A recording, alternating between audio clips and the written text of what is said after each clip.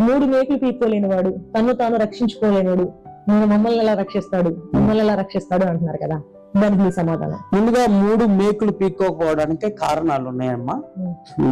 దేవాది దేవుడు యేసుక్రీస్తు ఈ లోకంలోకి వచ్చిన పర్పసే ఆయన త్యాగం అవడానికి.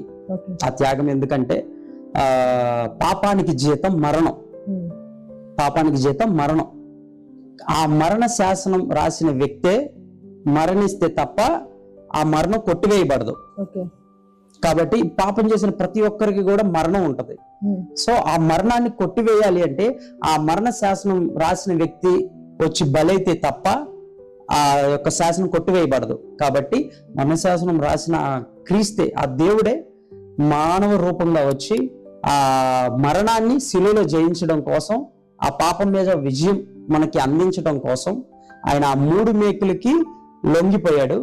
ఇంకో విషయం చెప్పాలి అంటే, చచ్చి కుళ్ళు పట్టిన 4 రోజులు సమాధిలో ఉన్న వ్యక్తినే ఒక్క మాట చేత జీవాన్ని పోసి ప్రాణాన్ని తిరిగి తీసుకొని సమాధిలో నుంచి బయటకు తీసుకొచ్చిన వ్యక్తి ఆయన రక్షించుకోలేడా? రక్షించుకోగలడు. కానీ ఆయన నీ కోసం, నా కోసం, మనందరి కోసం ఆయన ఆ 3 మేకుల ద్వారా బంధించి ఆయన ప్రేమను చూపించాడు. సో చివరి రక్తపు బొట్టు వరకు కూడా మన పాపం అంత బలమైంది కాబట్టి అంత బలమైన మరణానికి ఆయన అప్పగించుకున్నాడు.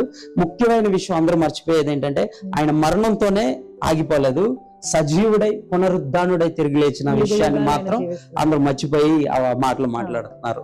సో ఒకటే చెప్పాలనుకుంటున్నాను, ఆయన మరణం పొందకుండా విడిపించుకుంటే అది మనిషి అయిపోయేవాడు. కానీ మరణపు ముళ్ళుని విరిచి లేపాడు కాబట్టి దేవునిగా మరణాన్ని జయించాడు.